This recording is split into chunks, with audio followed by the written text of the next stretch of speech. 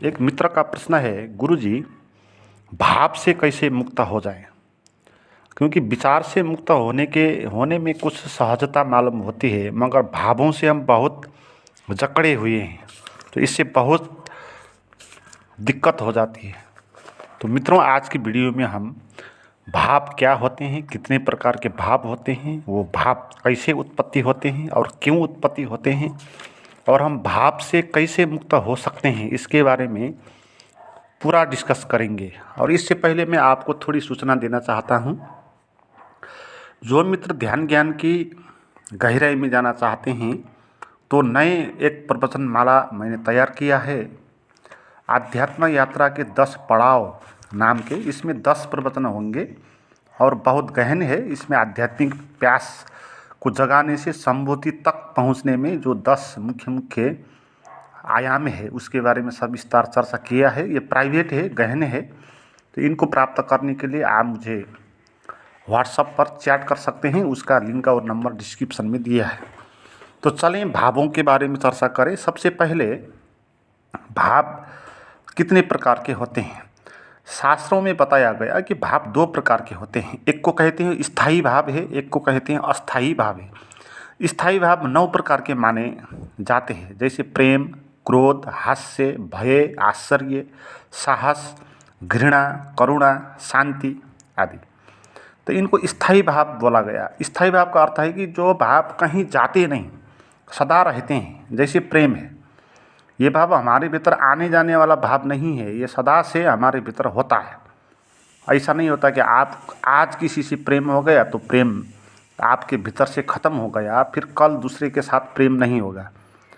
क्रोध, ऐसा नहीं होगा कि क्रोध समाप्त हो जाएगा इतने करके, बाद में क्रोध नहीं आएगा, है ना। तो ये भाव जो है, ये हमारे भीतर स्थायी रूप से होते हैं, कहीं भी जाते नहीं है, रहते हैं, है ना, नष्ट नहीं हो जाते।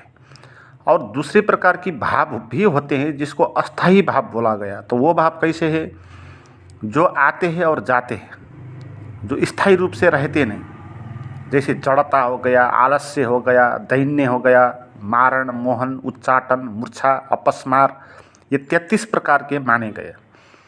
और जब स्थायी भाव होता है तो उस भाव में ये अस्थायी भाव आते हैं, जाते हैं।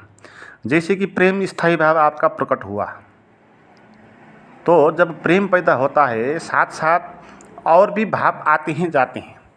जैसे थोड़ा थोड़ा फियर भी होगा, मूल भाव आपका प्रेम होगा। जैसे आपकी प्रेमिका है, आप दोनों बैठे हैं और आपसे प्रेम स्थायी भाव प्रकट हो रहा है, मगर उस वक्त ऐसे भी भाव होंगे जो आते हैं, जाते हैं, सूक्ष्म रूप में, है ना। जैसे प्रेम होते वक्त आपको लज्जा भी होगा, थोड़ा भय भी लगेगा, है ना, थोड़ा मूर्छा जैसा भी अनुभव होगा, बेहोशी का भी अनुभव होगा, मगर ये स्थायी नहीं होगा, ये आएगा जाएगा। मूल भाव क्या होगा, प्रेम होगा।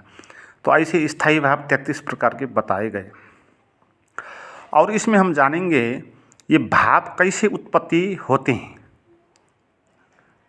तो कहते हैं ये विभाव के कारण, और 2 प्रकार के विभाव बताए गए, आलम्बन विभाव और उद्दीपन विभाव। ये जब 8 प्रकार के 9 प्रकार के जो भाव होते हैं ना, प्रेम, क्रोध, हास्य, भय, आश्चर्य इत्यादि, करुणा, घृणा, शांति, ये हमारे शरीर में सुषुप्त अवस्था में होते हैं।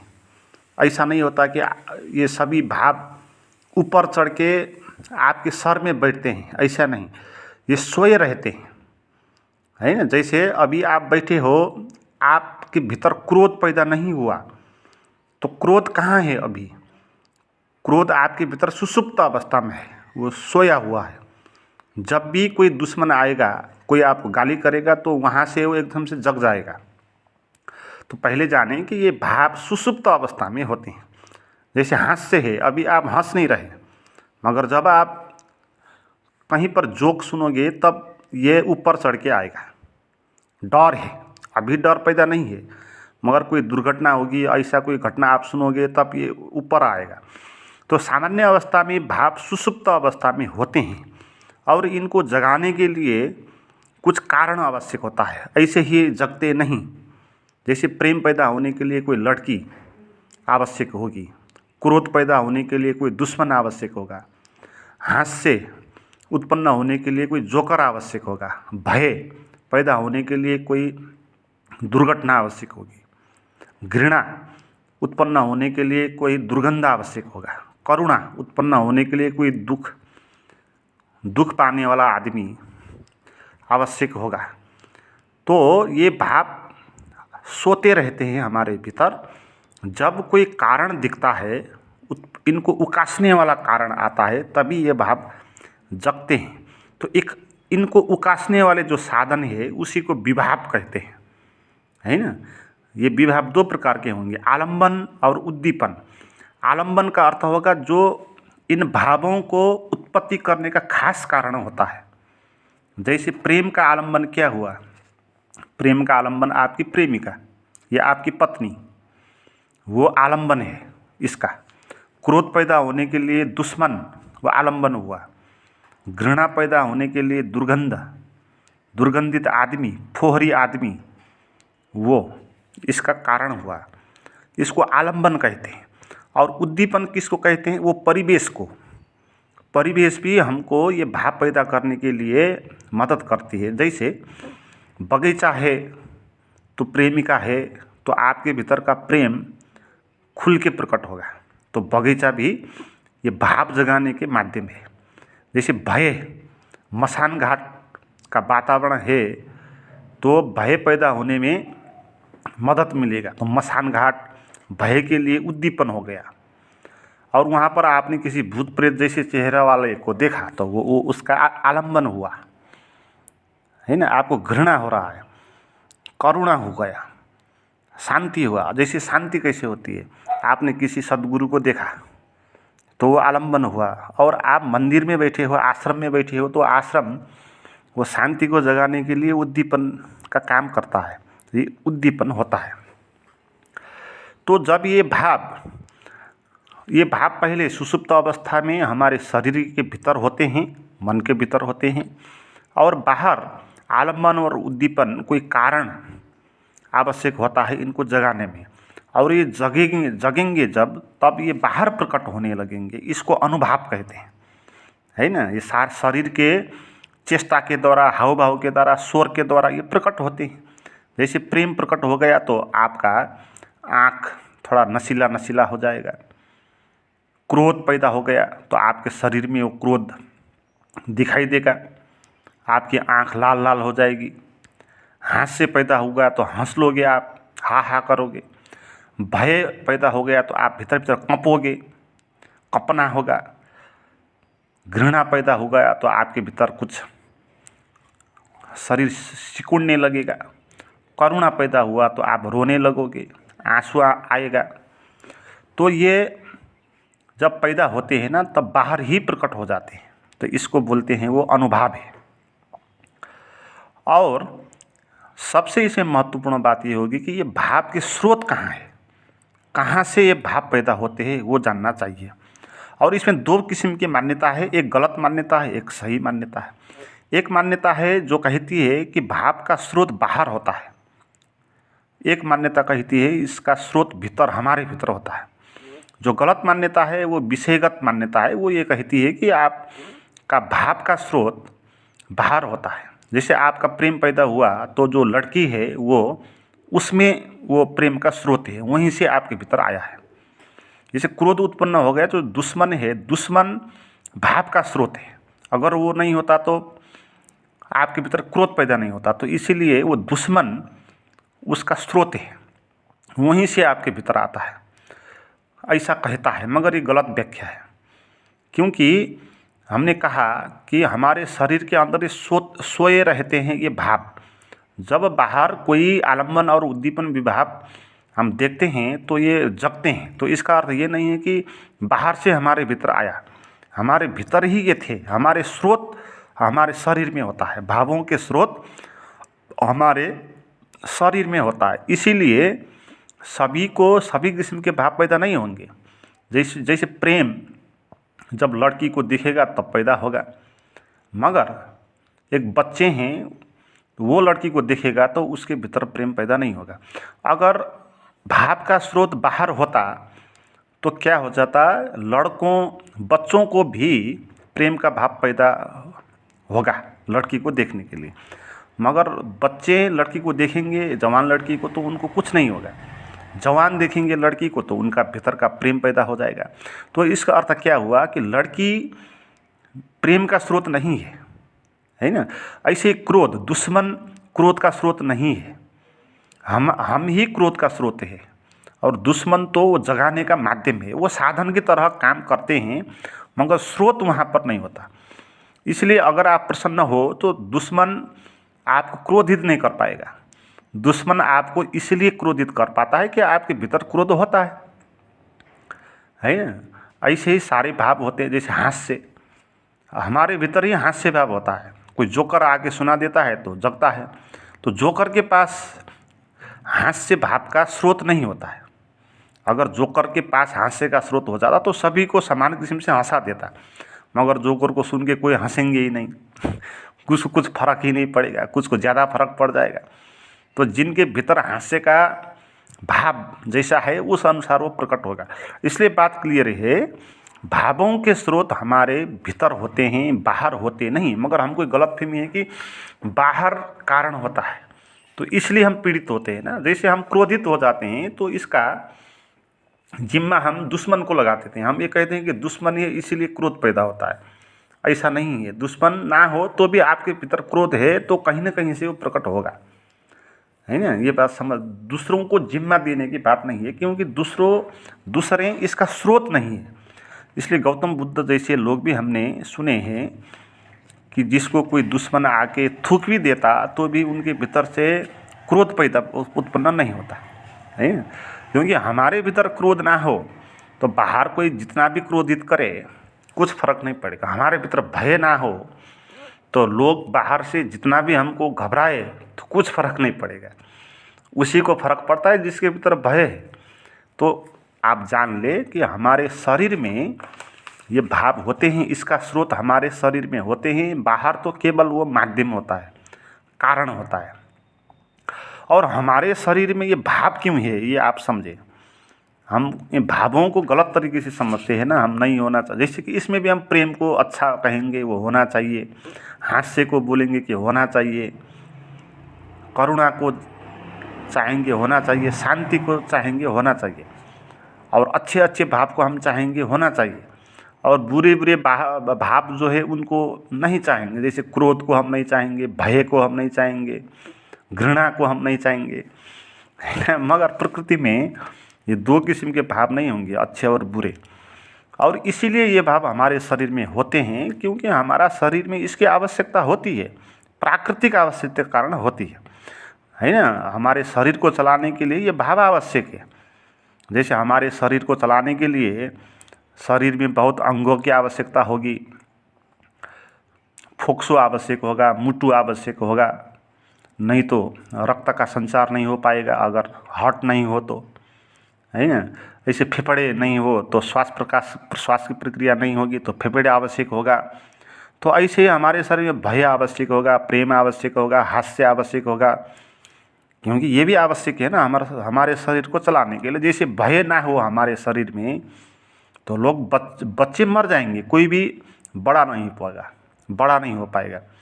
अगर बच्चे के भीतर भय ना हो तो वो जहाँ आग है वहाँ चला जाएगा, भीड़ में चला जाएगा, वो तो मर जाएगा। जैसे प्रेम ना हो तो प्रेम ही नहीं करेगा किसी के साथ, शादी ही नहीं करेगा, संभोग ही नहीं करेगा, तो बच्चे पैदा कहाँ से होंगे, है ना। तो इसलिए प्रेम है। ऐसे हास्य है आनंदित होने के लिए, घृणा भी है, वीरता भी है लड़ने के लिए। कोई दुश्मनी अन्याय करो, कोई हमारे शरीर में आक्रमण करो तो अपने को बचाने के लिए हमारे भीतर साहस भी है। तो साहस इसीलिए आवश्यक है। तो ये शरीर के अंदर होती हैं और ये आवश्यक हैं, इसीलिए होती हैं। और ये हार्मोन्स के रूप में, रसायन के रूप में हमारे शरीर में होती है। हम इसको नाप सकते हैं। आप क्रोधित हुए तो कितने मात्रा में क्रोधित हुए, इसको नापा जा सकता है। इसके रसायन होते हैं शरीर के अंदर। अगर इन रसायनों को आप काट डालो तो ये पैदा होना बंद हो जाएगा, है ना। जैसे सेक्स की भावना आपके पास ज़्यादा हो तो कोई इंजेक्शन लगा के उस हार्मोन्स को हम मिटा सकते हैं, उसके बाद आपका सेक्स का भाव पैदा नहीं होगा, है ना। तो ये सब जो है ना, ये प्राकृतिक है, ये पदार्थगत है ना। इन पर हम प्रयोग कर सकते हैं, इनको कम व ज़्यादा कर सकते हैं, रसायन के रूप में होते हैं। जैसे भय पैदा हो गया तो हम पता लगा सकते हैं कि आपके भीतर एड्रिनल की ग्रंथि कितनी पैदा हुई। वो एड्रिनल रस पैदा हो जाता है जब हम हमारे भीतर भय पैदा होता है तो एक किस्म का गंध भी हम छोड़ते हैं जब भय पैदा होता है तो इसीलिए जो कुत्ते हैं वो सूंघ पाते हैं, उनके पास घ्राण शक्ति तेज होती है। इसीलिए जो लोग कुत्ते को देखते घबराता है ना, तो वो एक गंध छोड़ देता है, और एड्रिनल का जो वो ग्रंथि है उससे जो आया हुआ गंध है कुत्ता उसको सूंघ पाता है। इसलिए जो ज़्यादा घबराएगा कुत्ते उसको भौंकेगा, उसके पीछे चला जाएगा, उसको मारने के लिए चलेगा, उसको काटने के लिए चलेगा। तो ऐसे ही प्रेम पैदा हो गया हमारे भीतर, तो भी एक गंध हम छोड़ते हैं। उस गंध को सुन के दूसरे लोग आकर्षित हो सकते हैं। और प्रकृति में तो ये व्यवस्था ही है। जानवर में जब कोई जानवर सेक्स के लिए तैयार होता है तो एक गंध छोड़ देता है, और जो भाले हैं वो गंध सुन के उसके पीछे पड़ जाते हैं, नहीं। तो ये जो भी भाव होते हैं ना, ये इनका अपना अस्तित्व होता है, इनका हार्मोन्स होता है, और ये एक गंध भी पैदा कर देते हैं। और आप इससे कैसे मुक्त हो जाए ये बात समझनी। पहली बात, आप इससे मुक्त क्यों होना चाहते हैं? ये तो शारीरिक आवश्यकता है ना। शरीर को होने के लिए ये भाव की आवश्यकता होती है ना। जैसे मुट्टू आवश्यकता होगा, जैसे फेफड़ा आवश्यक होगा, जैसे हाथ पैर आवश्यक होंगे, ब्रेन आवश्यक होगा, ऐसे ही भाव भी आवश्यक होगा शरीर में, है ना। तो इसीलिए इससे मुक्त होना नहीं है, आप हो नहीं सकते इससे मुक्त। मगर इससे हम पीड़ित हैं। इसमें ये है कि हमने गलत व्याख्या किया है। हमको लगता है जब शरीर में भाप उठता है, हमको लगता है कि मैं भाव ही हूँ, तो ये समस्या है। भय का पैदा होना समस्या नहीं है, वो तो शारीरिक प्राकृतिक आवश्यकता है, होनी चाहिए। मगर आप ये व्याख्या करते हो कि मैं भय हो गया, तो ये गलत व्याख्या है। अब आपको भय से भयभीत होना पड़ेगा। भय बुरी बात नहीं है, भय से भयभीत होना ये बुरी बात है। और हमको मुक्त भय से नहीं होना है, हमको मुक्त भय से जो हम भयभीत होते हैं उससे मुक्त होना है ना। हम प्रेम से, सेक्स से मुक्त नहीं होना है, सेक्स के साथ जो हम चिपके हैं उससे मुक्त होना है। तो ये मुक्ति कैसे होगी? इससे मुक्त होने के लिए आपको जानना होगा कि ये जो भाव हैं ये शरीर के हिस्से हैं, ये सब शरीर के ही चड्डे बड्डे हैं, ये शरीर के ही हिस्से हैं, शरीर से ही पैदा होता है। तो आप शरीर हो कि आप मैं हो, ये जानना है। अगर आप शरीर हो तो आप भावों से मुक्त नहीं होगे, अगर आप शरीर नहीं हो तो आप इनसे मुक्त हो जाओगे। ये रहेंगी शरीर में, इसका आवश्यकता होगी, मगर आप इससे प्रभावित नहीं हो जाओगे। तो अब मूलभूत बात क्या है? वही बात है, ज्ञान की बात है, अध्यात्म की बात है।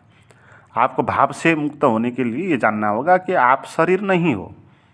जब आप शरीर ही नहीं रहोगे तो शरीर में पैदा होने वाली भाव से भी आप मुक्त हो जाओगे ना। वो रहेंगी शरीर को पैदा करने के लिए, मगर वो आपको प्रताड़ित नहीं करेंगे। अभी क्या है कि ये भावें हमको प्रताड़ित करती थी। जब क्रोध उत्पन्न हो जाता है तो हम एकदम से अपना जीवन को बर्बाद कर डालते हैं, उसी पे खो जाते हैं। तो आपको ये जानना होगा कि आप शरीर हो कि नहीं हो। तो कैसे जानोगे आप शरीर हो कि नहीं हो? अच्छा, ये भाव आप हो कि नहीं ये भी जानो आप। ये भाव जो है ना, ये होते हैं, आते हैं, जाते हैं, और जो आता है वो जाता है, वो आप कैसे हो सकते हो? जो चीज़ आप हो वो तो कभी यहाँ वहाँ नहीं जाएगा ना। मगर भाव तो आते हैं। अभी क्रोध था और एक क्षण के बाद क्रोध चला जाएगा, तो आप क्रोध कैसे हो जाओगे? क्रोध तो आपके शरीर के माध्यम से आया और गया, आप क्रोध नहीं हो गए भाई, है ना। और ये भाव नहीं होकर भी आप हो सकते हैं, है ना। जैसे आप रात सोते हैं तो इस शरीर में जो भी भाव पैदा होता है वो उस पर आप का प्रभाव नहीं पड़ता, आप दूसरे शरीर में हो जाते हैं स्वप्न में, तो कुछ फर्क नहीं पड़ता। तो आपको ध्यान करना चाहिए, आपको जानना चाहिए आंख बंद करके कि भीतर से आप शरीर हो कि नहीं हो, आप शरीर से अलग हो सकते हो क्या? क्या आप ध्यान में अपने भीतर प्रवेश करके शरीर से भिन्न अशरीरी का अनुभव कर सकते हो क्या? अगर आप अशरीरी का अनुभव कर सकते हो तो भावों से मुक्त होना ही नहीं पड़ेगा, क्योंकि जो जहाँ से भाव पैदा होता है वो शरीर ही आप नहीं हो, है ना? तो आप सभी चीज़ों से मुक्त हो गए, आप संसार से मुक्त हो गए, मन से मुक्त हो गए, शरीर से मुक्त हो गए। तो दूरी बढ़ानी सीखनी है, शरीर से दूरी कैसे बढ़ाएं, और शरीर से हम अलग होते ही हैं, ये हमने समझा नहीं है बात अभी तक। शरीर से हम अलग हैं, अगर शरीर से हम एक हो जाते तो शरीर कभी चेंज नहीं होता होगा। बच्चे जब हम थे तब कितना छोटा शरीर था, तो भी हम थे। शरीर के पैर हाथ इत्यादि को कोई काट दे तो भी हम होंगे, है ना? तो शरीर मर जाएगा ऐसे ही तो भी हम होंगे। शरीर सो जाएगा रात में फिर भी हम नहीं सो जाते, जग के आ जाते हैं फिर। तो ये बात समझनी है कि आप शरीर नहीं हो। भाव के साथ आप विचार और भाव को आप जितना भी कंट्रोल करो कर नहीं पाओगे, क्योंकि इसमें ये मूल भ्रम बना ही रहेगा कि आप शरीर तो हो और आप विचार और भाव से अलग होना चाहते हो। ये नहीं होगा। आप शरीर में रहकर भाव से मुक्त नहीं हो पाओगे। शरीर से अलग होकर ही आप भावों से मुक्त होना चाहोगे। तो शरीर से अलग होने की कला आप सीखें, निर्विचार होने की कला सीखें। तो वो कला, उसको ध्यान कहते हैं। जो नए मित्र हैं, मेरी प्राइवेट गाइडेड मेडिटेशन की वीडियो करके भीतर अशरीरी का अनुभव करना चाहती हैं तो मुझे चैट करें, उसका नंबर और लिंक डिस्क्रिप्शन में दिया हुआ है।